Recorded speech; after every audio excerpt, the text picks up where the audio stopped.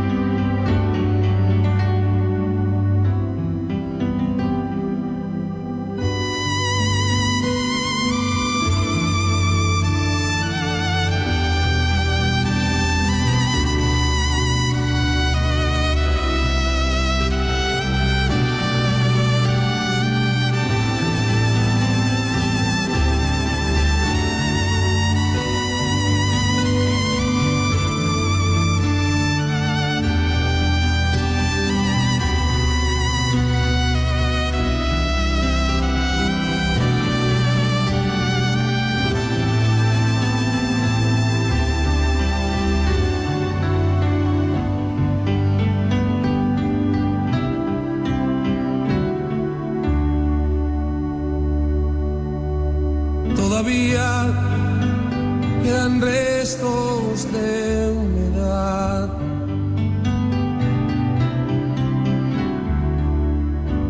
Sus olores llenan ya mi soledad.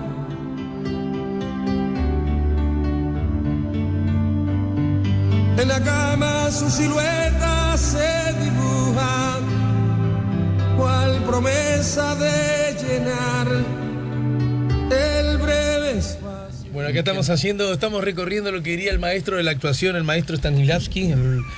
Estamos haciendo memoria emotiva. A propósito de esto. Sin embargo, de alguna manera, lo que desde la impronta musical, pero también conceptual y ni que hablar ideológica, imponían o proponían tanto Pablo como Silvio, tenía que ver con claramente la izquierda, ¿verdad? Y vos, porque vos siempre fuiste blanco o tuviste tu... No, pero...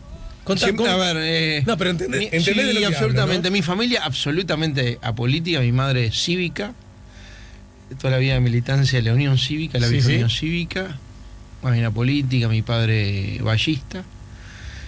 Por otros familiares, por el entorno, por amigos, me fui vinculando de muy chico ese espíritu revolucionario que tenía en aquel momento el retorno de la democracia, Wilson, los cassettes de Wilson, esa simbología wilsonista, esa mística que generaba Wilson, me impregnó.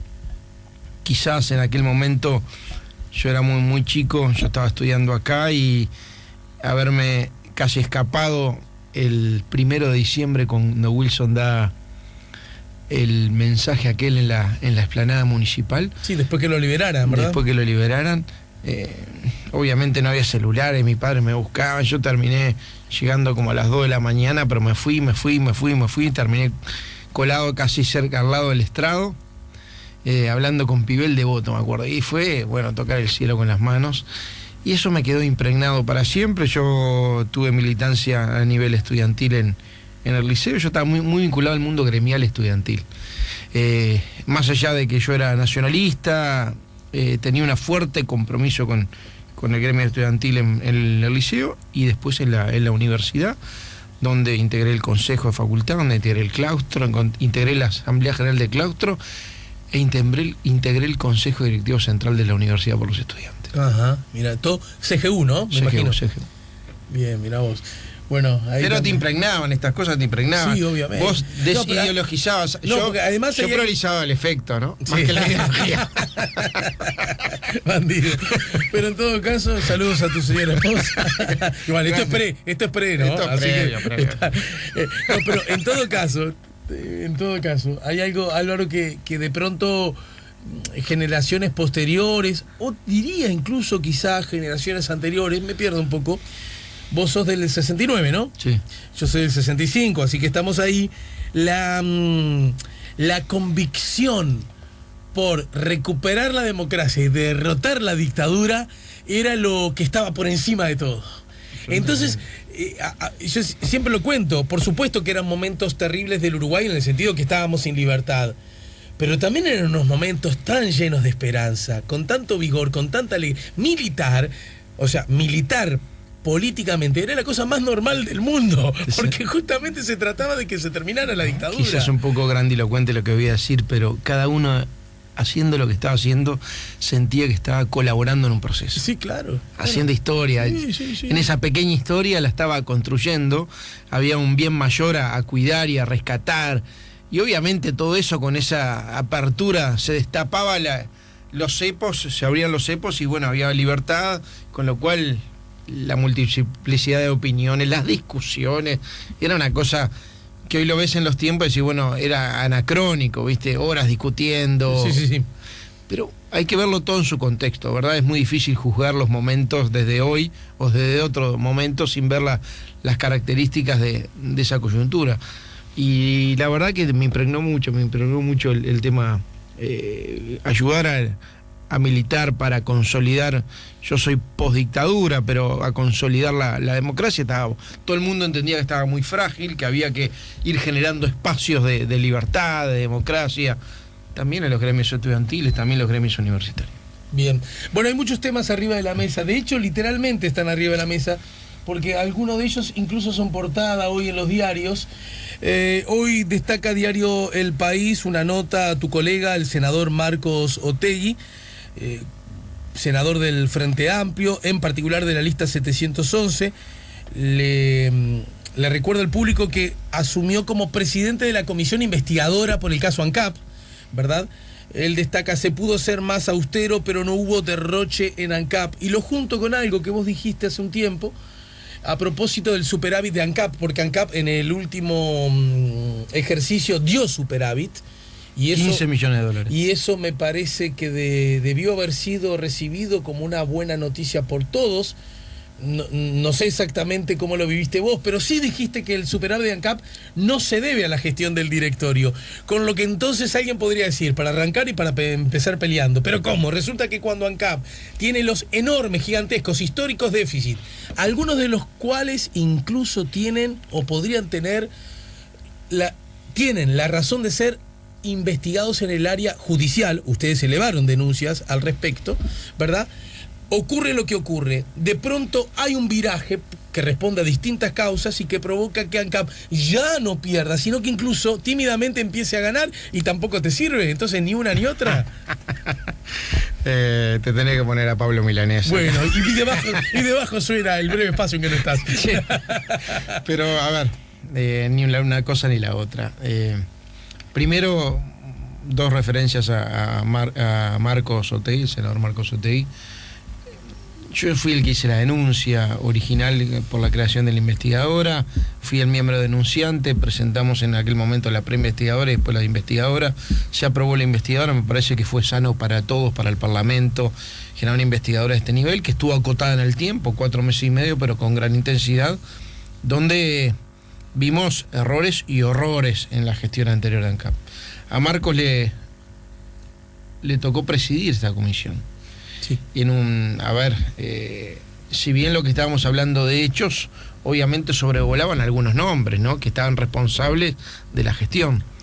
Marcos integraba en ese momento, no sé, creo que lo integra ahora, pero con una estatus diferente el sector de Raúl Sendic, y presidir la investigadora no fue fácil para él. Yo le quiero reconocer a Marcos Otegui un sentido de ecuanimidad, de profesionalismo y de respeto y dejar trabajar. Siempre en términos de respeto. Fue una investigadora muy dura en la investigación, muy profunda y muy profesional en el trabajo, en los temas que pudimos y en el tiempo que pudimos trabajar, pero muy respetuosa de los nombres, en la forma, en los tonos.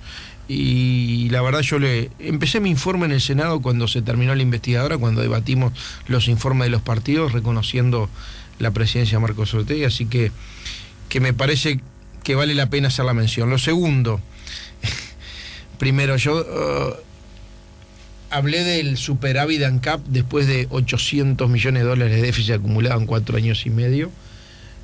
Hablé de los $15 millones de superávit que dio el 2016. Y dije, en realidad tendría que haber, me parece una buena noticia, pero el directorio tendría que haber empezado agradeciéndole a la gente, porque esto se debe más a la gente que a la acción del directorio con medidas completas o concretas para revertir la situación. ¿Por qué digo esto? Porque durante todo el año 2016, el directorio, más allá de Diego Labad, que fue impulsando algunas cosas, el directorio fue muy cauteloso en tomar algunas medidas de fondo que revirtieran el proceso de deterioro de la gestión de ANCAP, la principal empresa pública del Uruguay. Muy cauteloso, y si lo hubieran tomado quizá también no hubieran tenido efecto inmediato, más allá de algunas consideraciones o algunos efectos en la coyuntura que podrían haber tenido. A ver, durante todo el 2016, ANCAP mantuvo un precio de los combustibles casi un 15% por encima de lo que tendría que haber estado. No lo digo yo, lo terminó reconociendo la presidenta ANCAP, Marta Jara, hace poco tiempo atrás. Primero me dieron unos palos, pero después reconocieron que era verdad.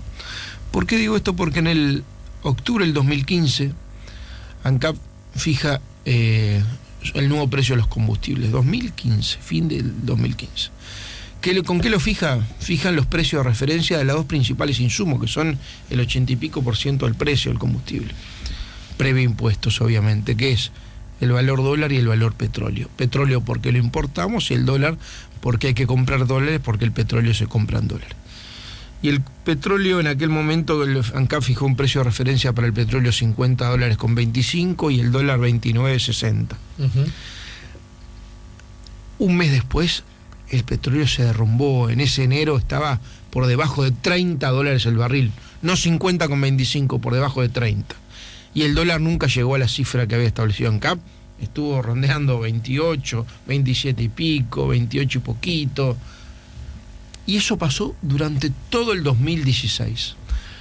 Con lo cual, además de lo que recauda habitualmente ANCAP por la venta de los combustibles, recaudó adicionalmente $160 millones adicionales por no haber tomado esa buena noticia a nivel internacional, quizá la única en materia de precio internacional cuando bajan, que no sirve, que cuando baja el precio del crudo, o sea, del barril de petróleo, y no se la trasladó a la gente.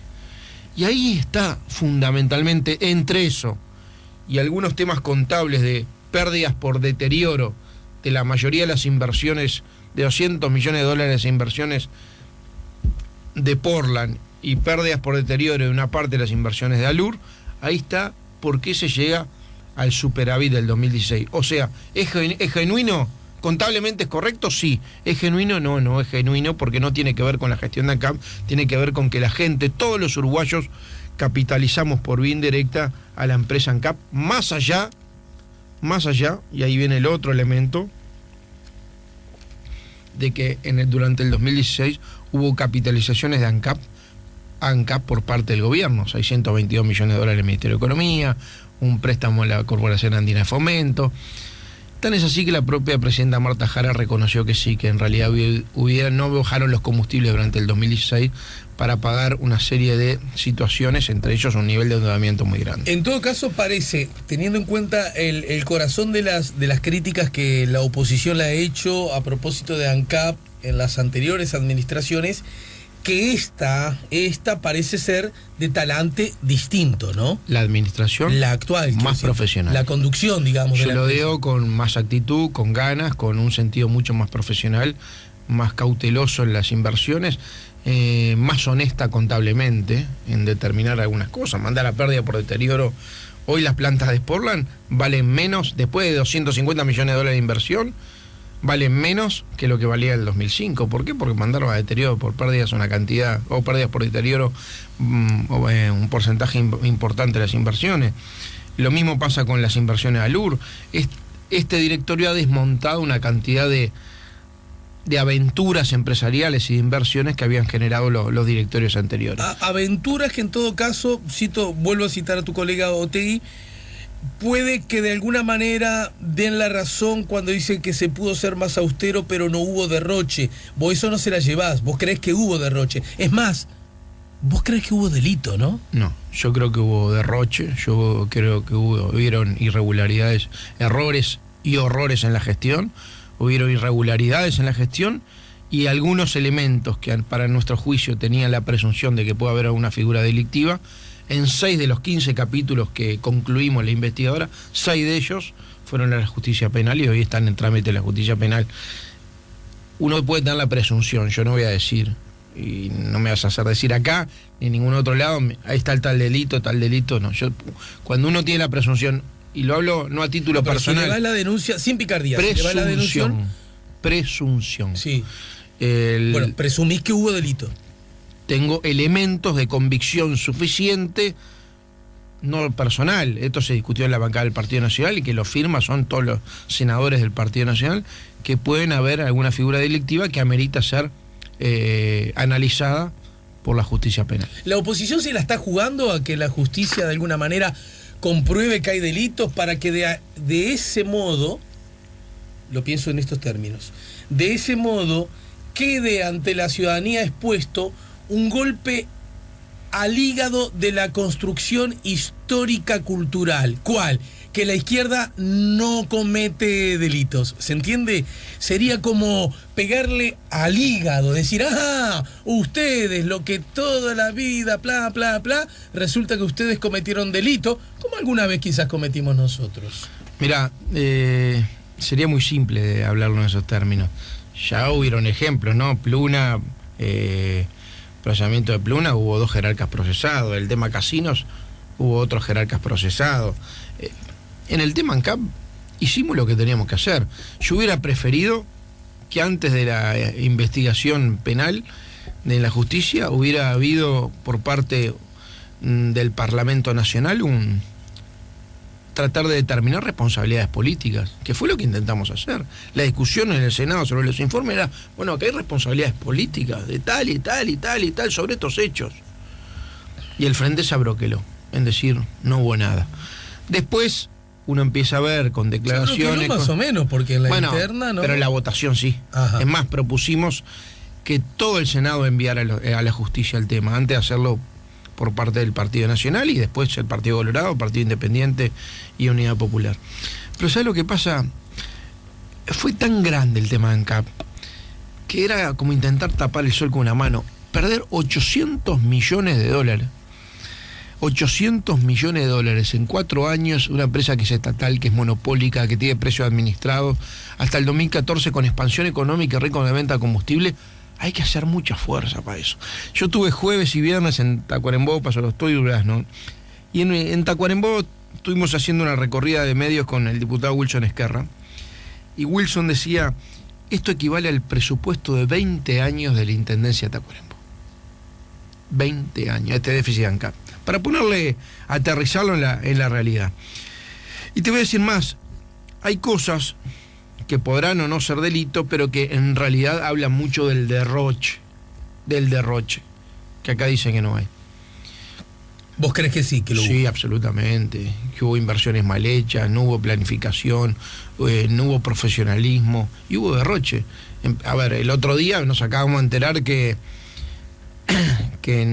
Aluren en Artigas compró una planta de $1.100.000 para producir bioetanol a partir del boniato y nunca se puede inaugurar porque no hay boniato, no hay producción de boniato. Y nunca se puede inaugurar. Que compraron por $700 y pico de $1.000 un equipo de riego para regar caña de azúcar, que está embalado en las oficinas de luz porque no se pueden usar, porque no es adaptable. Están viendo cómo lo revenden. Empezás a ver... Perdón, ¿esas son formas de derroche o formas de potencial delito también? Porque si yo compro algo que no necesito... Bueno, yo no lo voy a determinar, estamos viendo un poquito más de información al respecto. En principio... no hubo rigor técnico, ¿no? Ni profesional en el análisis de qué tipo de sistema de riego necesitamos, hacer los llamados correspondientes, obviamente no hubo. Pero son pérdidas, yo lo que te quiero decir esto, que son pérdidas, cuando estas pérdidas aparecen, o cuando aparecen las pérdidas $27 millones por año en el cemento Portland, que la terminamos pagando toda una cuenta común. Siempre que se habla de estos temas, y en particular cuando cuando los habla la oposición, nunca alude a algo que el gobierno, en particular algunos sectores del gobierno, insisten en que era necesario hacer. El famoso tema de las inversiones, ¿verdad? Algo así como, yo lo voy a groserear, al público, supongamos que nosotros los ciudadanos fuéramos los niños, y el gobierno, el papá o la mamá, y la oposición, la mamá o el papá restante, ¿no es cierto? Entonces, parece que nos tratan de convencer. No, a mí me fue mal porque tuve que invertir lo que tu padre no hizo durante bla, bla, ¿no? Bla, bla. Y el otro me dice, no, porque derrocharon, porque a lo mejor hasta robaron para la corona o para sí mismo, o porque son una manga de burros que no saben hacer las cosas, y ninguno ata las dos colas de las moscas. Cuando en realidad pregunto, y me lo contestás luego de la pausa, ¿no es razonable suponer que a lo mejor hubo cierta dosis de despilfarro, cierta dosis de derroche, cierta dosis de incapacidad técnica e impericia, que desde la perspectiva, como dijiste vos, política, técnica y política, el ¿no? ciudadano deberá evaluar a la hora de volver o no elegir a los gobernantes? Por otro lado, también era necesario hacer inversiones que los anteriores gobernantes, los partidos tradicionales, no habían hecho, porque tienen para con ANCAP y con las empresas públicas una idea en general poco favorecedora de las mismas, y por lo tanto tuvo que llegar a la izquierda para ponerlas otra vez en carrera. Ese debate, siento que se eclipsa el uno con el otro, y nunca tenemos los ciudadanos el dato punto, que a lo mejor tú me lo das luego de la pausa, ¿sí? Yo aprovecho a preguntarte, ¿es cierto? Hubo gobernantes del Frente Amplio que fueron procesados por un artículo, el famoso tema del abuso de funciones. ¿Acaso no es un artículo que incluye alta dosis de potencial injusticia? ¿No es un artículo que en sí mismo está mal? Y a lo mejor ahora me vino bien porque mandamos en cana, entre comillas, no fueron en cana, ¿no? Mandamos a procesar a uno que no era de los míos. Pero en sí mismo el artículo no es malo. Y también te voy a preguntar acerca del Código del Proceso Penal. ¿Hay que aguantar, hay que corregirlo, hay que esperar un poquito que llevarlo a febrero, o con un par de semanas alcanza, o no? 16 de julio, muchachos, Maracaná, vamos arriba, luego de la pausa. Dale. Estamos con el senador Álvaro Delgado, estamos poniendo la mañana en camino, y los dos estamos escuchando, igual que ustedes, a Pablo Milanés. Ya volvemos con la mañana en camino.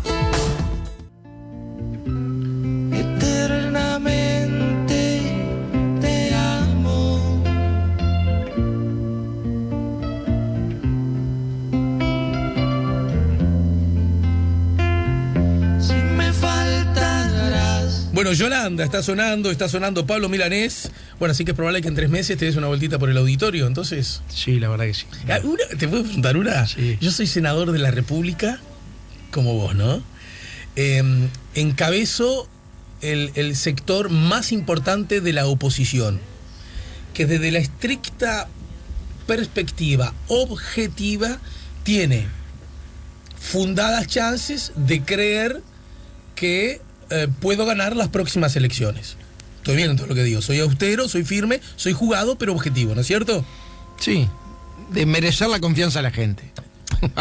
Bueno, está. No, justo te estoy levantando un centro y como me pones yo el políticamente soy correcto. Antiexitista. No, pero yo estoy hablando de datos bueno, objetivos. hoy los datos objetivos de toda la opinión Los datos pública objetivos es que dicen la eso. oposición podría llegar a ganar y dentro de la oposición quien tiene más chances es el Partido Nacional. Exacto. Y dentro del Partido Nacional Sector. el sector encabezado por la calle Pou. ¿Que esto puede cambiar en 5 meses? Sí, claro, ya se sabe. Pero yo hablo ahora. Vamos. Si quiero ver a Pablo Milanés en el auditorio, ¿paso por la boletería o levanto el teléfono? Por boletería. No, pensé que a lo mejor... No, pero no me pongas una cara de que estoy diciendo algo rarísimo. Es como que cuando voy al cine con mi mujer. No, bueno, cuando... el cine no va a decir. Pero como esto es algo público, hay directores incluso que debe ¿De haber. dónde? ¿No es del Partido Nacional, el Sodre? ¿No? No. Capaz que a muchos les sorprende ver a un senador del Partido Nacional yendo a ver a Pablo Milanés, pero me parece... Pero irías, por ejemplo. Absolutamente. Vamos arriba. Si puedo y si tengo... Quiero ver si no coincide con la elección de jóvenes. Creo que esto es... ¿Qué fecha está? 2 de septiembre, ahora te confirmo. No tengo, es tan lejos para mí. Cerrás y abrís los ojos y ya está. Pero mientras yo te confirmo el 2 de septiembre que cae... Vuelvo al fárrago de preguntas. A ver, ¿qué onda? Porque... ¿invirtieron o no invirtieron? ¿Eran o no eran necesarias las inversiones? ¿Sabes lo que pasa? Siempre son necesarias las inversiones, pero cuando lo haces todas juntas, sin planificación, la mayoría en una moneda equivocada, a corto plazo. Sábado, senador. Sábado, perfecto. A corto plazo, en dólares, con vencimientos absolutamente fuera de cualquier tipo de planificación financiera, y sin un estudio de mercado correspondiente, terminan por colapsar la empresa. ANCAP hizo 2 cosas. Obviamente invirtió, la mayoría de las inversiones la hizo a través de las sociedades anónimas de la cual ANCAP es dueño. Hay 19 en el grupo ANCAP. Ahora estamos en un proyecto de ley, el de la Comisión Hacienda, un proyecto de ley mío para controlar las sociedades anónimas estatales que dependen de las empresas públicas. En ANCAP hay hijas de ANCAP y nietas de ANCAP. ¿Cuál es la ventaja? Las haces por las sociedades anónimas y terminan no teniendo procesos licitatorios, ni competitivos, ni se les aplica el TOCAF, no tener restricciones a la contratación de personal. Es lo que pasó. Ahora, todas esas aventuras empresariales a través de las sociedades anónimas de la cual ANCAP es propietario, cuando dan pérdida, como dan todas las sociedades anónimas, excepto Duxa, que es la que distribuye combustible, que es la vacatada, eso es imposible que dé pérdida, todas las demás dan pérdidas. ¿Quién lo absorbe? El balance ANCAP. O sea, los combustibles. El precio de los combustibles. Eso absorbe las pérdidas, porque además ANCAP las capitaliza, le da capital de giro, le sale de aval a los préstamos, le condona los préstamos. Entonces, dineros públicos terminan ejecutándose privadamente ante sociedades anónimas que dependen de ANCAP, pero el costo del fracaso o de los déficits terminan siendo pagados por, una vez más, a través de los combustibles en el balance general de ANCAP. No me quiero ir del tema, voy a ponerte un solo ejemplo, que es el tema Portland, porque quizás donde han sido las inversiones más grandes. En el 2005, me acuerdo, yo entraba como diputado en el 2005, me metí en la Comisión de Industria, y uno de los temas que venía el directorio de ANCAP, encabezado por Daniel Martínez, Sendik, que era vicepresidente, venía a decir, bueno, tenemos que invertir en el cemento Portland porque durante muchos años no se hicieron las inversiones correspondientes. Entonces daba pérdidas en el gobierno de Valle, de una pérdida de $15 millones en el quinquenio. Esto se refiere a que no hay inversiones, que se atacó en alambre, un plan de inversiones, porque en esto Daniel Martínez fue el arquitecto y obviamente el constructor después, y a mi juicio constructor, y en algunos casos construyó en forma equivocada, fue obviamente la gestión Sendik. Brevísimo paréntesis. ¿Se la está llevando un poco de arriba según tu perspectiva política, Daniel Martínez, en cuanto al potencial costo político este asunto de ANCAP? Yo te hablé de Daniel Martínez, fue el arquitecto, el que hace los planos, el que hizo toda la planificación organizacional, estratégica, de desarrollo, el cambio de los gerentes, eliminó el gerente general, no hubo gerente financiero, y después que se fue de ANCAP, principio del 2008 se fue de ANCAP.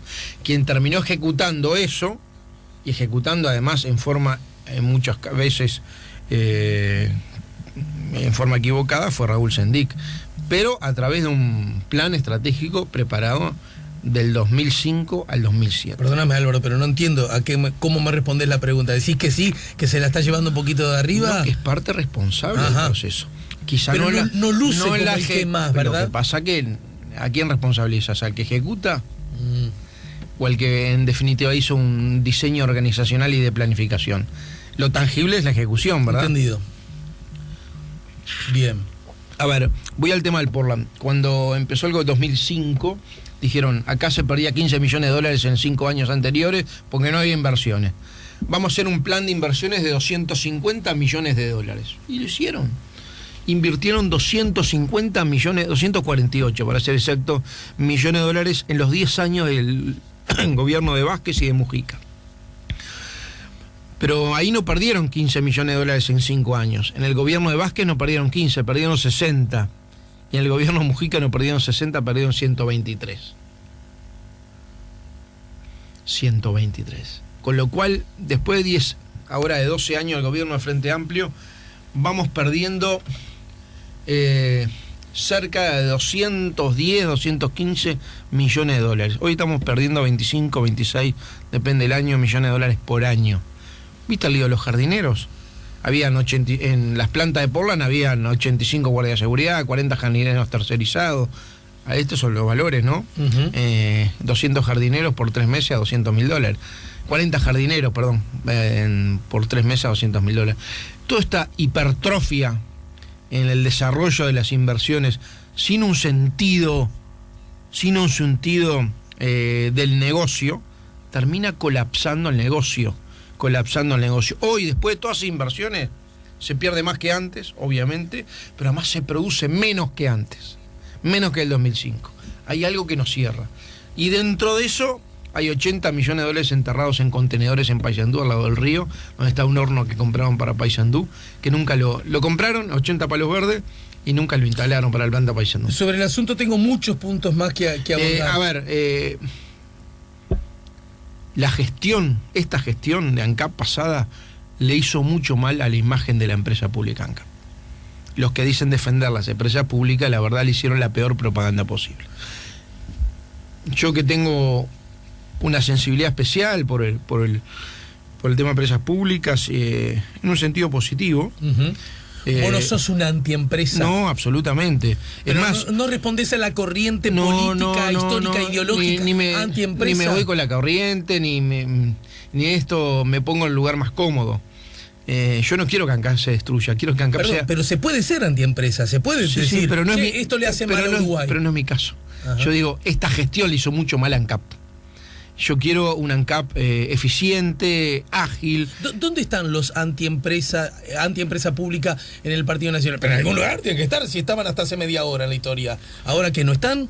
Yo creo que todos han evolucionado en ese sentido. Bien. Ha habido como un cambio de paradigma. Sí, hay menos prejuicios, de todos lados. Sí. De todos lados. Y te termino diciendo que tan es así lo que te digo de las inversiones, que el actual directorio, mucho más profesional, mandó a pérdida por deterioro contablemente en el balance a las inversiones que hicieron en el Portland, con lo cual las inversiones físicas del Portland Hornos hoy, después de 250 millones de dólares de inversiones, las plantas valen menos que previo a la entrada del Frente Amplio. Termino con este tema, con esta pastilla. Al vicepresidente Sendic le tienen miedo, por eso le siguen atacando, dice el senador Leonardo de León. ¿Ustedes le tienen miedo a Sendic? No, yo le tengo miedo que vuelva a dirigir una empresa pública. Bien, en otro orden de cosas, hablaste a propósito de la acción judicial y otra vez arriba de la mesa, incluso a iniciativa del senador Rafael Michelini, está la discusión acerca de si es bueno o no, si debe o no derogarse el famoso artículo del abuso de funciones. Y de verdad que las razones que en su momento expuso el senador Sanguinetti y que en su momento expuso y ahora expone a Rafael Michelini son razones. Es más, el sistema político estaba estaba como predispuesto a sacarlo, corríjame usted, mi querido Álvaro, a sacarlo del mapa de los posibles delitos, porque justamente no están determinados y puede ser un elástico muy peligroso a propósito de la más noble e importante defensa que tiene que dar un sistema judicial, y es la garantía al indagado, ¿verdad? ¿Qué me decís al respecto, Álvaro?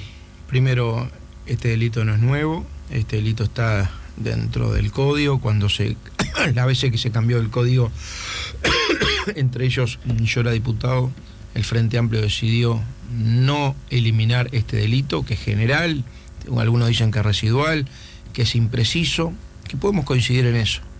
Ahora, basta ver los argumentos, particularmente de Michelini, pero de tantos otros, cuando Sanguinetti en aquel momento, hace ya varios años, presentó un proyecto de ley derogándolo. Fueron lapidarios. Lapidario, ¿no? sí. Lapidario. Cambió de opinión, Michelini. Me lo dijo el otro día. Sí, me equivoqué, cambió de opinión. ¿Y cuál es? Yo constato realidades. Se ve que hay gente que el cambio no tiene costo a este nivel. Pero bueno, en este sentido... En las empresas públicas me dijiste recién que también evolución, un cambio. Pero deberías dedicarte a la política. Estoy pensándolo. Creo que te puede ir bien. El otro es un cambio imprevisto y sin costo político. Lo nuestro es una evolución. Una evolución. Lo mío no, porque siempre estuve en un mismo bien, lado. No, está bien.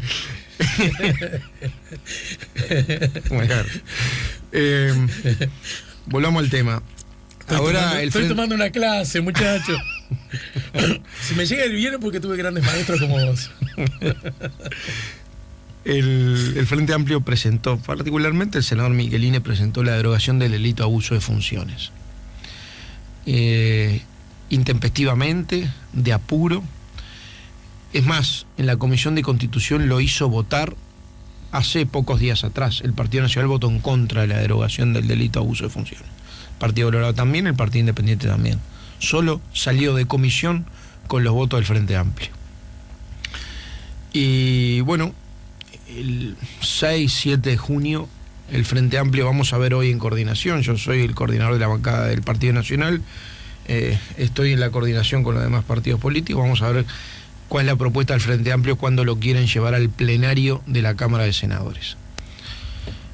El Partido Nacional previamente va a tener una bancada para tomar una definición política como partido, y está bueno en esto dar un mensaje también como Partido Nacional, pero el Partido Nacional va a ser muy claro. Ya lo hizo en la comisión, votando en contra, y seguramente lo haga en el plenario. Después pasa a diputados, y tengo la impresión, estamos recién viendo las primeras reacciones al tema, de los legisladores, de la gente, de la opinión pública, pero da la impresión que en diputados el Frente no tendría los votos para sacar. Sí. Da la impresión.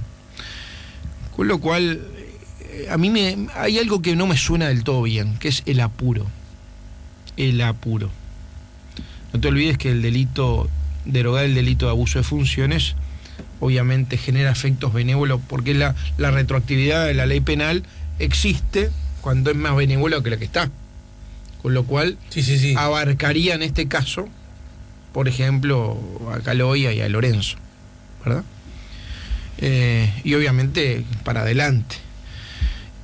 A mí no me queda claro el apuro, estoy todavía tratando de entender por qué. Caloya y Lorenzo, recordemos, ya fueron procesados, pero claro, su proceso continúa, ¿no?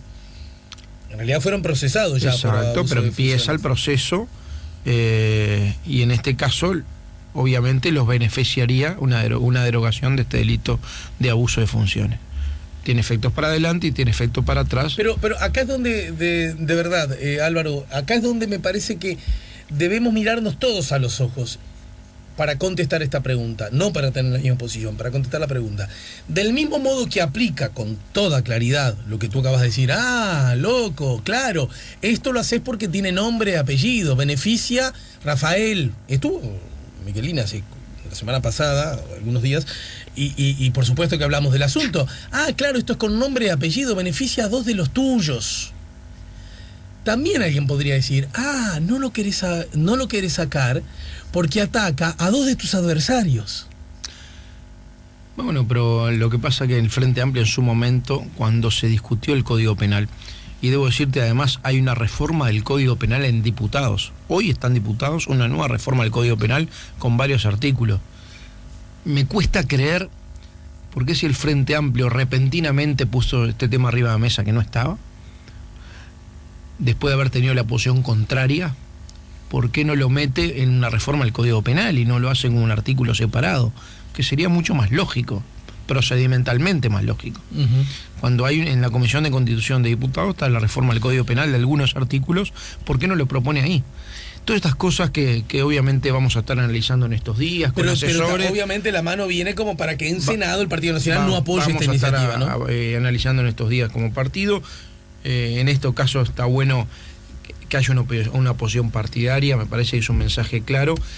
Y ya te adelanto que el 5 de junio en la bancada de senadores del Partido Nacional vamos a estar tratando 2 o 3 temas para tomar posición para la semana siguiente cuando se traten. Uno de los 3 temas importantes va a ser la posición del partido sobre la derogación del delito de abuso de funciones, que en comisión ya lo votamos en contra. Olvidé decir que también está el caso de Walter Zimmer, que es uno de los tuyos y que también habría sido injustamente afectado por este artículo, ¿no? También está arriba de la mesa. No solo es asunto de los del Frente Amplio, digamos, ¿no? Con relación a otro tema, y ya que estamos hablando del plano judicial, el Código de Proceso Penal, hay algunos asuntos que me parece que al público le tiene que quedar claro. Primero, yo no he escuchado voces que digan el nuevo Código, el Proceso Penal, o sea, pasar al sistema acusatorio es para todo el mundo una buena noticia, ¿no? Ah, para vos no. Me estoy contando justo que... Mirá, ¿Puedo decir que para todo el mundo es una buena noticia? Aún así, surgen matices, pero por otro asunto. Sí, no sí. porque sea malo cambiarnos... Por la instrumentación. Ahí está. Sí. A ver, fue parte de lo que acordamos en aquellas reuniones en la Torre Ejecutiva, ¿te acordás? Hubo 4 proyectos de ley que acordamos, 2 que se votaron, 2 que todavía no se votaron, porque el Frente no lo lleva, lo que acordamos con el presidente. Sí. Y uno de los que votamos fue esta reforma del Código de Proceso Penal, la implementación de la misma. Incluso se habló hasta de la fecha en aquel momento, se discutió mucho. Algunos querían que fuera antes y quedó el 17 de julio en acuerdo con la Suprema Corte de Justicia. Y obviamente contra la fecha aparecen voces diciendo 2 cosas. Primero, que no hay tiempo para la implementación. Y en segundo, hay algunos que están discrepando sobre algunos aspectos del nuevo código, ¿verdad? Es así. Me escuchas a algunos fiscales. Sí, incluso las discrepancias ni siquiera son por los mismos temas, ¿no? Exacto. El fiscal de corte dice una cosa, qué sé yo, fiscales como subía dicen otra. Por eso te digo, hay un tema de plazos y hay un tema de fondo, que no sobre el fondo general, sino sobre... Todo el mundo dice el régimen acusatorio es mejor, sí, pero el tema de las salidas transitorias, el tema de Con lo cual, en los próximos días, cuando te hablé de los temas que va a resolver el Partido Nacional en esa bancada, con 2 o 3 temas pesados, va a ser uno de estos temas. El jueves yo recibí mi despacho, que me la mandó el coordinador del Frente Amplio, una nota que el fiscal de corte le manda a la ministra de Educación y Cultura, advirtiendo esta situación y pidiendo un plazo de prórroga para la entrada en vigencia. Sí. Obviamente es una nota interna que nos dieron conocimiento. Han habido algunas manifestaciones públicas, ninguna en el ámbito institucional. Ajá. Para cambiar o modificar la fecha o algunos aspectos del código, necesitamos ley, ¿estamos de acuerdo? Sí. Vamos a ver qué es lo que hace el Poder Ejecutivo en estos días, porque esto necesita una ley, que venga al Parlamento y se trate rápido. Mientras tanto, nosotros mantenemos... Para que hay una cosa ahí que se me escapa, incluso como ciudadano. ¿Necesitas que haya una iniciativa del Poder Ejecutivo? ¿O estas observaciones que hacen algunos fiscales, el cuerpo, es decir, el Parlamento por sí mismo, no podría ejercer? Mi interpretación es que no necesita iniciativa el Poder Ejecutivo. Entonces no entendí. ¿Por qué me dijiste estamos esperando? Porque el Poder Ejecutivo lo está analizando. Ajá. Porque nos transmitieron que lo está analizando. Está. Para que entienda la gente, una especie de acuerdo. Sí, bueno, sí. Vos lo analizás y vos nos traes la propuesta y lo discutimos. Es un proyecto que salió con acuerdo de todos los partidos políticos, ¿no? Sí, Digo, entiendo. cambiar eso me parece que tendría que ir en la misma línea. Está bien. Y la bancada mayoritaria del Parlamento, la del Frente Amplio, la del gobierno, si bien tenemos una carta interna que el gobierno está manejando, todavía no está plasmada en un proyecto de ley. Ajá. Seguramente en los próximos días vamos a tener novedades. Mientras tanto, nosotros mantenemos el acuerdo que tenemos, porque no hubo ningún otro tipo de acuerdo ni decisión acordada entre todos los partidos de prorrogarlo. Bien, no hubo. El otro día, conversando sobre el tema, tu colega Michelini dijo, porque a él le citaron que él en su momento había estado de acuerdo con la obra de la tesis Subía, de llevarlo hasta febrero. Él dijo, no, pero yo había hablado de febrero antes que, después que nos pusimos de acuerdo con 16 de julio, podríamos llegar a instrumentar una especie de prórroga, pero prórroga de algunos días, alguna semana, no una prórroga a más mediano plazo, no largo, mediano plazo. ¿Vos cómo ves ese asunto? Sí, cuidado con aquello de que contra la fecha prorrogamos y después cuando prorrogás y pones otra fecha, capaz que pasa lo mismo si no hacemos las cosas que tenemos que hacer. Claro. Es muy de uruguayo, ¿no? Sí, el prorrogar para no hacer nada, digamos. Bueno, entonces, una cosa es que empezaron a procesarse los cambios, las capacitaciones, y quizá no da tiempo porque no se terminaron de hacer, porque hay temas informáticos no resueltos. Eso es un tema de procedimiento, de instrumentación. Y bueno, y si plantean capaz que hacerlo por 2 meses, para tirarlo 2 meses para adelante, es una cosa. Ahora, decir, no estamos prontos para empezar el código del 16, prorrogámoslos para dentro de 1 año más o 6 meses, huele un poco a que en realidad no hay voluntad de aplicarlo. Senador Delgado, aguantame 5 minutos, 3 minutos. Dale. Y luego de la pausa respondeme 2 cosas. Una tiene que ver con, bueno, ¿qué están haciendo ustedes, la oposición, para, ya algo de esto hablé el otro día con tu compañero Javier García, a propósito de las encuestas, todas con matices, pero dan una disminución de intención de voto para el partido de gobierno. Sin embargo, todas, con algunas variantes, tampoco dejan en claro, más bien no dejan en claro, que esa disminución de intención de voto ya vaya a parar a algunos de los sectores de la oposición. Bueno, ¿qué van a hacer para que eso ocurra? ¿Ustedes qué están haciendo? ¿Cómo la están pensando? Dijiste el otro día, el gobierno se quedó sin agenda, se quedó sin planes, se quedó sin cosas para decir. Pero ¿y ustedes cuáles son las cosas para decir que obliguen a aquel ciudadano que ya votó a la izquierda a decir, está bien, les voy a dar una chance a estos? Y a ver, ¿y por qué después de todo? Ese es el desafío más importante. Bien, bueno, me lo contestás luego de la Dale. pausa. Y otra, bien cortita, el superávit de las intendencias. Dio la Intendencia de Montevideo superávit y dijo, lo vamos a hacer en obra. Y ya salió un colega tuyo a decir, no se puede, hay que pagar deudas, aunque estas ni siquiera estén vencidas. Y salieron otros jefes comunales del interior, la mayoría de ellos blancos como vos, a decir, no, pará, las veces que nosotros hacemos bien la cosa y tenemos un poco de superávit, lo hacemos en obra, que es bueno para la gente. Y a las deudas las pagamos cuando llegue el vencimiento de la deuda. ¿Cuál es tu posición al respecto? Estamos poniendo la mañana en camino, estamos con el senador Álvaro Delgado. Ya volvemos con La Mañana en Camino. Que me bajes una estrella azul. Último tramo de la charla con el senador Álvaro Delgado. Delgado, ¿tenés algún sobrenombre vos? No. Álvaro, ¿no? Nunca. No. ¿Sos hincha de? Peñarol. ¿Estás emocionado? Ganaron un partido, ¿qué se siente? 3 goles metieron, pa. No, nadie lo podía creer, ¿no? Me parece que jugaron bien, no sé si lo viste. No, o no lo fuiste. vi, estaba de gira. Pero ¿estás yendo? ¿Vas 2x3? Voy menos. ¿Al campeón del siglo? ¿Has ido? Fui 3 veces. Está bueno porque no lo conozco todavía. No, en serio. Eso sin ironía, ¿no? No, y además yo soy de los... Pero mirá, soy hincha de un cuadro chico, pero soy no soy nada antigrande, a diferencia de lo habitual. Soy anti-injusticia, ¿no? Cuando no iban a las canchas de los otros, eso me parecía injusto. Eso se ha corregido bastante, así que estoy más contento. Y siempre entendí que Peñarol tenía derecho a tener su estadio, y es más, desde la... Mirá, yo iba más allá, decía que de la perspectiva nacional, había que declararlo de interés, porque es demasiado importante Peñarol, del mismo modo que Nacional, y que no tuviese un estadio era una mala noticia. Entonces, No, está muy lindo, el campeón del siglo está muy lindo, quizás no es muy práctico llegar. y volver, dicen que cuesta la salida, ¿no? ¿Te ha pasado? Sí, porque se taponean de autos y de ómnibus, es una cosa ahí que obviamente es un tema que hay que resolver, ahí la 102 o la 8, la verdad que la salida es compleja. Bueno, ¿cómo van a hacer para entonces crecer en votos? Porque ¿Seguimos hablando de Peñarol o no? No. No, estamos hablando de cosas posibles. A ver, tú dijiste bien, hoy las encuestas de opinión pública dicen 2 cosas. Dicen todas, con matices, que el Frente está en los mínimos históricos de aprobación de opinión pública en periodos interelecciones. Estamos en la mitad del periodo, ¿de verdad? Estamos en la mitad del periodo de gobierno. El Frente Amplio hoy tiene una intención de votos más o menos 14 puntos menos que lo que tuvo en octubre del 2014. 14 puntos menos. El Partido Nacional más o menos está en el mismo nivel de votación. En alguna dan un punto menos, en otra en el mismo nivel de votación. El Partido Colorado obviamente con problemas, ¿no?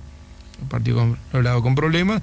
Y empiezan a aparecer otras expresiones. Uh-huh. Partido Independiente, Partido de la Gente. Eso sí, vos decís, bueno, pero el Frente cae 14 puntos con respecto a octubre del 2014. Eso engrosa los partidos de la oposición. Y bueno, hoy no es lo que está pasando. No está pasando en términos grandes, está pasando si uno empieza a analizar un punto que creció el Partido Nacional o 2 puntos, donde viene, bueno, muchas veces vienen del Frente Amplio. De eso la mitad siempre viene del Frente Amplio. Quizá por un pasaje previo por indecisos. Pero no es el aluvión, no es me voy de acá y voto acá. Uh-huh. No es ese. El primer paso es me voy de acá porque no me gusta, porque estoy desencantado, estoy caliente, desilusionado. Yo creo que hay un grado de desgaste importante del Frente Amplio, más allá de acciones de gobierno, si me gustan más o menos, son efectivas, el tema impuestos, hay un desgaste y esto tiene que ver con otro tema que creo que alguna vez lo hablamos. El Uruguay, ojalá, y es una visión personal, pero me parece que bastante compartida, aprendió que no es bueno tener un gobierno con mayoría propia.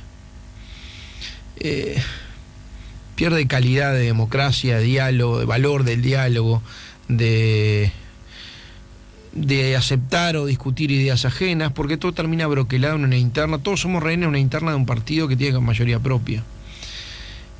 Y uno puede decir, bueno, puede ser una gran imposibilidad para hacer cosas, pero termina tan trabado en esas cruces de facturas o concesiones recíprocas en la interna que después es posible incidir. Y la verdad que cuando tenés mayoría propia se da para la poca autocrítica, para la poca libertad para aceptar ideas de otros, y quizás para un poco de soberbia, que yo creo que es un tema que le está pasando. Frente Amplio perdió la mística. Y mirá que es un partido que yo lo respeto porque ha tenido en Uruguay una gran capacidad de enamoramiento y de mística, que la fue perdiendo. Los niveles de movilización que tiene el Frente Amplio hoy, quienes vivimos la época post-dictadura y todos los procesos siguientes, te asombra, ¿no?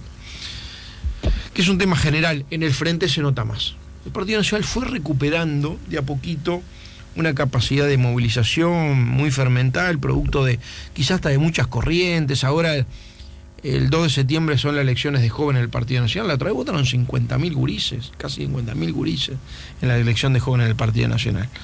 Estamos apostando a que haya un movimiento con la elección de jóvenes bien importante, que nombran su estructura juvenil a nivel de todo el país. ¿Y el desafío cuál es? ¿Cuál es el desafío? Que esos indecisos, un porcentaje de esos indecisos, obviamente, puedan decir, bueno, me animo a salir de una zona que hasta la elección pasada, por situaciones económicas, era una zona de confort, hoy no lo es, y me calientan los impuestos, obviamente el IRPF, la situación económica, el desempleo, empieza a aparecer, porque a mí me gusta más que la intención de voto, me gusta hurgar en las encuestas en otro tema, que es cuáles son los temas que le interesan a la gente. Más allá de imagen de gobierno, simpatía, o aprobación, no aprobación, cuáles son los aspectos que le interesan a la gente. Obviamente que le preocupan a la gente, el tema seguridad y educación venían siendo los primeros siempre, y es normal. Empieza a colarse de algún mes a esta parte el tema de desempleo. Uh-huh. Nos desayunamos el otro día con 9% de desempleo, ¿verdad? Son 157.000 uruguayos sin laburo, y además, aún dentro de la tasa de desempleo, se toman como empleados algunos que tienen trabajo a tiempo parcial, con zafralidades. Con lo cual, uno que recorre el país te das cuenta que es un tema que preocupa mucho. Aún el que tiene laburo tiene mucho miedo de perderlo. Empezó a funcionar eso, porque eso se refleja en los estudios de opinión pública. ¿Por qué digo esto? Porque esas cosas van formando el humor. Y obviamente al cambiar la situación económica también cambió el nivel de tolerancia, el umbral de tolerancia. Igual hay algo, está siendo muy claro y muy preciso, pero estás evidenciando dificultades, estás evidenciando problemas, estás dificultando cosas que otros hacen mal. La pregunta era, ¿y qué me ofreces vos para que yo entonces? Porque con el empleo, ¿qué haría? Con la economía, ¿qué haría? Estoy hablando de situación más allá del Frente Amplio.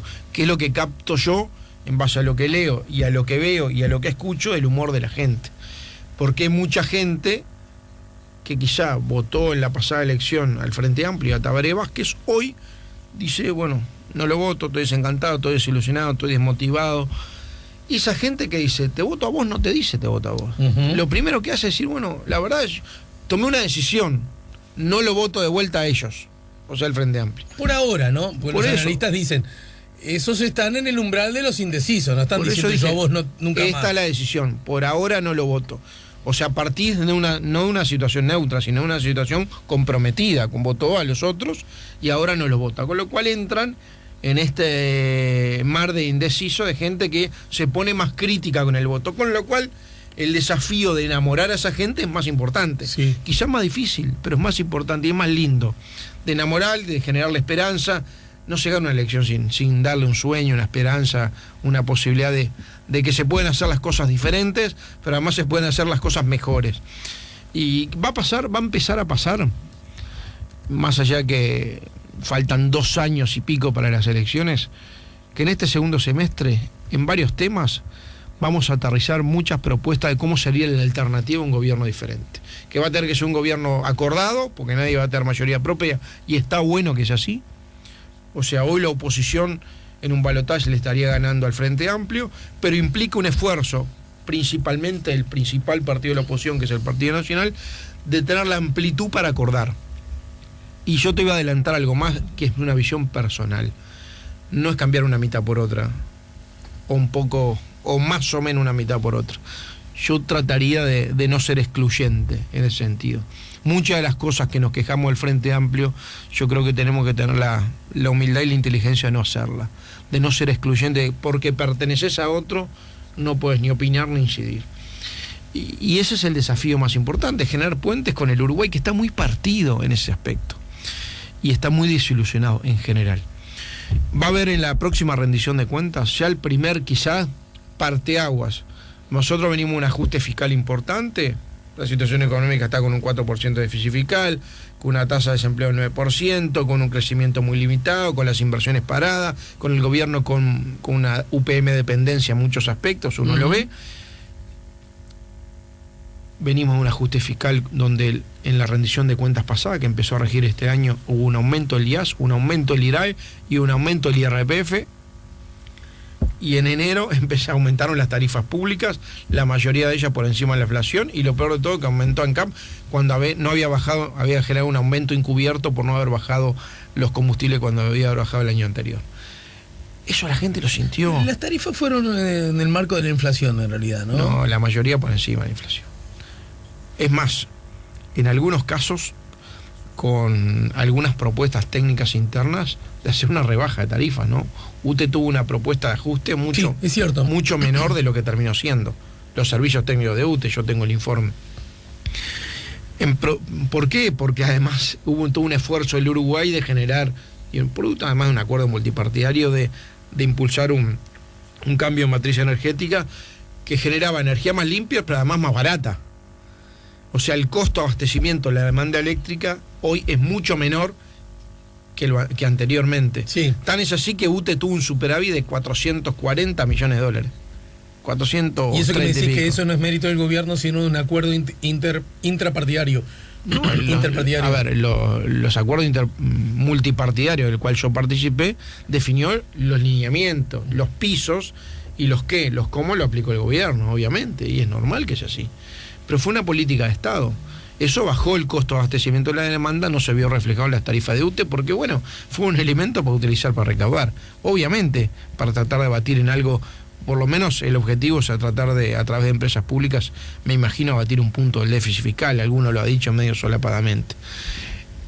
En la próxima rendición de cuentas, ya vamos a tener algún parteaguas donde va a estar la propuesta del gobierno y va a estar toda la oposición pensando en otra cosa. Bueno, ¿qué vamos a hacer con el tema de impuestos? Cada vez más empezamos a ver en el gobierno que hay sectores adentro en esa lógica de laudar adentro las diferencias internas y tratar de dar concesiones recíprocas, de decir, bueno, hay que incorporar o incluir más impuestos para generar más recursos para otras cosas.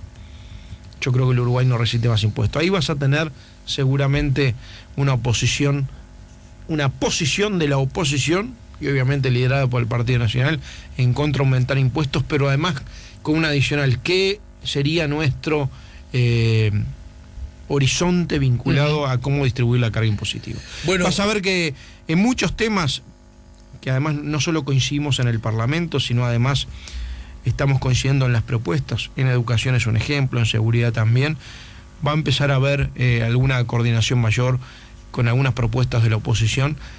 Ya lo hacemos en el Parlamento, pero tratando de darle a la gente, bueno, la alternativa. ¿El Partido Nacional va a tener elección interna? ¿Qué crees tú? ¿Y qué crees tú? Va a tener, pues lo prevé la Constitución. Bueno, está bien. Va a tener, ¿Va a tener más de un candidato? Va a tener elecciones internas, sin duda que va a tener elecciones internas, y yo creo que el objetivo en esto, y vos te referís, me imagino, a la elección interna vinculada al candidato a presidente. Sí. En ese aspecto, yo creo que tenemos que definir el objetivo, que es lo instrumental para que el partido esté preparado para ganar la próxima elección, que es una oportunidad, creo que histórica. Pero tengo que poner en este contexto. Si me decís hoy, yo creo que hay elecciones internas presidenciales. ¿Qué pasa dentro de un año? Si todos llegamos a la conclusión que capaz que es mejor que con una fórmula acordada, bueno, el objetivo tiene que ser que todos estemos convencidos que es lo más operativo, funcional, a presentarnos con mayor chance en octubre.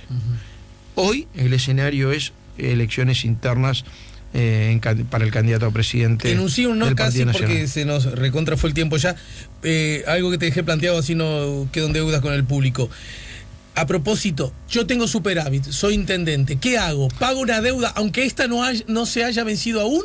¿O Mirá, pavimento la calle? hay una norma de la Constitución que establece muy claramente en ese aspecto cómo manejar el tema de endeudamiento y los superávit. El otro día escuché a José Luis Falero, que fue en la gira con nosotros Intendente de San José. Intendente de San José, dijo, miren, hay una diferencia muy grande entre Montevideo y San José.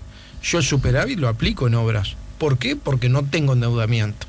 Lo que me parece que está bueno definir cuáles son a nivel de la Oficina de Planeamiento de Presupuesto y de las Intendencias o el Congreso Intendente la concepción de endeudamiento. Si es financiero... Me estás, a ver si te entiendo bien porque me lo van a preguntar luego otros amigotes que tengo. Vos me estás diciendo que si el superávit lo genera un blanco, lo hace en deuda, pero si lo genera Frente Amplio, ¿no lo puede hacer en obras? No. Te pusiste al final bastante pícaro. Es para ¿eh? El fantasma se ríe, se asusta de la sábana. Estoy diciendo que definamos cuál es el endeudamiento imputable al artículo de la Constitución que condiciona antes de hacer obra el repago de deuda. El endeudamiento, ¿cómo se entiende a nivel de UPP de gobiernos departamentales? ¿Se entiende? ¿Los fideicomisos están incluidos, que se votan por la Junta Departamental, o no están incluidos? ¿Los problemas de financiamiento vinculados a anticipos del FDI o anticipos de partidas UPP están incluidos o no están incluidos?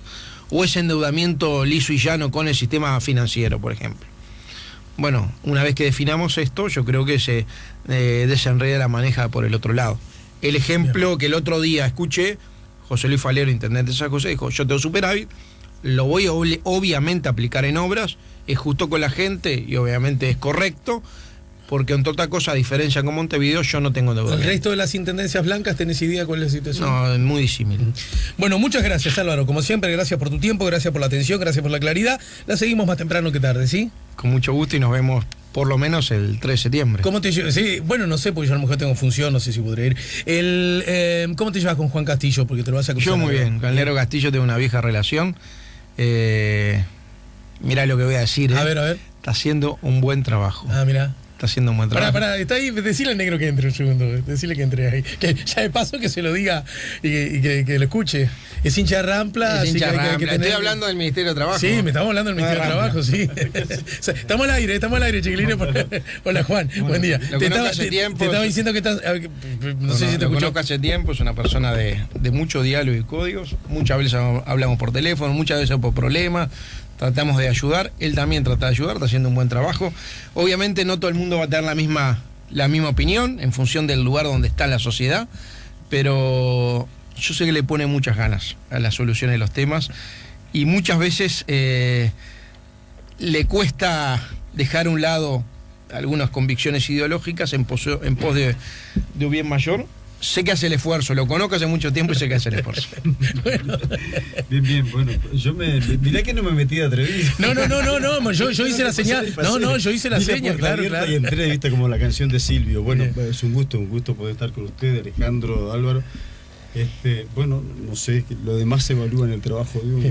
Lo cierto es que bastante horas le dedicamos al día y hacemos un esfuerzo por aprender, por entender y por seguir haciendo el equilibrio en esto del mundo del trabajo que bueno, tiene un desafío bastante importante. Bueno, a ver, sí, te lo dice alguien que quizás no es objetivo. Yo fui director de la Inspección de Trabajo, con lo cual vivís una cantidad de vicisitudes que son difíciles de explicar, tenés que jugar a los equilibrios. Y que solo las conoce el que está ahí en ese baile, ¿no? A ver, yo fui en el peor momento del trabajo en el Uruguay, en la crisis del 2002, entre el 2000 y el 2004. Había que hacer aplicación de normas laborales ahí en ese momento, con los niveles de desempleo, que generamos como 13 mesas tripartitas. Y eso te abre la cabeza y te ayuda a ser mucho más flexible y a aprender a dialogar. A mí me enseñó muchos. Bueno, lo dicho, gracias Álvaro, y con vos, Juan, seguimos conversando. Era una tarea de relevo. Era de relevo, exactamente. Nos vamos a la pausa. Estamos poniendo la mañana en camino, ya se viene Juan Castillo, estuvo el senador Álvaro Delgado. SEA Portones, 2 años de garantía y 3 controles remotos inviolables. Service los 365 días del año. SEA Portones, 2-601-2611. seaportones.com